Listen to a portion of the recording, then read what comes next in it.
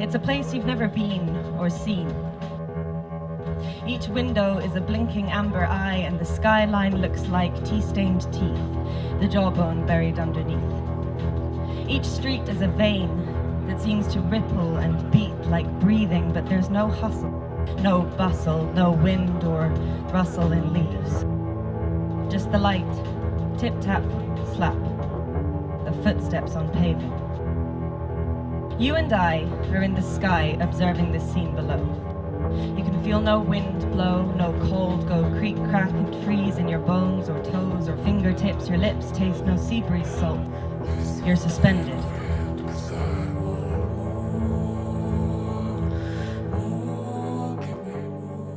I think the originality of Kelburn is just that it's constantly trying to just push the expectations of people. I was the site manager for the NeverEnding Glen, just basically liaised with all the artists. My day job's a tree surgeon, so kind of skill set suited putting things in trees, you know, working around the trees. The NeverEnding Glen, it's giving artists a superb opportunity to experiment.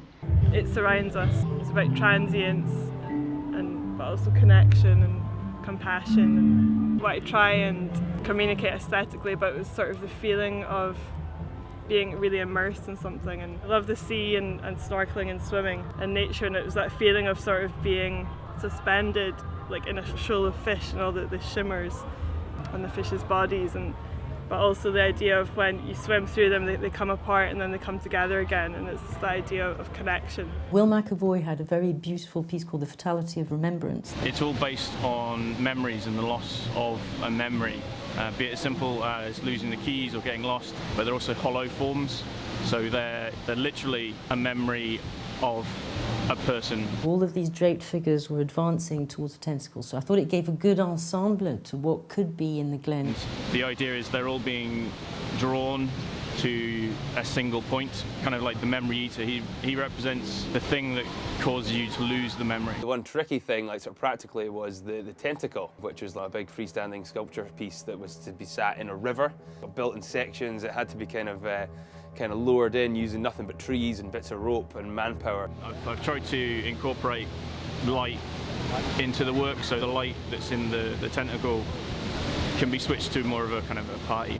All the people as well who helped create kind of some of the bigger sculptures and get them where they need to be, yeah, have been amazing. Ray Interactive with the 909 drum machine, piano sculptures that were set into the walled garden, interactive pieces with the audiences where they could play the pianos, but also there were musicians gathering together to try very experimental type of sounds and music. It's an interactive sound installation. What we're doing is using the power of conductivity to trigger sounds of the computer. So every time there's a connection, human to human, it'll trigger one of these sounds. They're too far away to touch them all yourself, so you have to use your friends to connect together so that you can reach all the points. And the hope is that people will start to build a composition.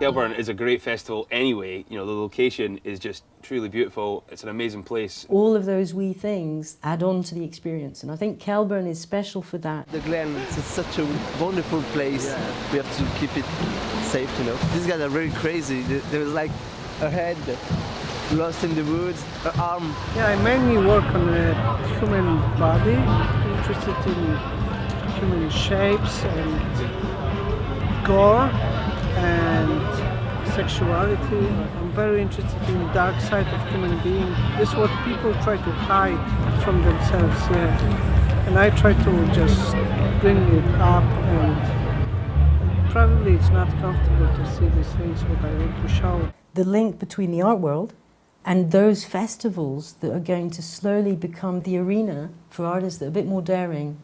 Up the Glen, doing like pop-up events in these places where getting to them for a festival is totally unheard of. This little restaurant on the Friday night where groups of people were just randomly selected to come and eat. Delicious food with a view over the Atlantic. Just really pushing the boat out on the different kinds of experiences you can have. It's not just about the music, it's about the adventure. Magnify the darkest parts, put them in an escapade. All this stuff which whirls around, rotation of shadow. Admire the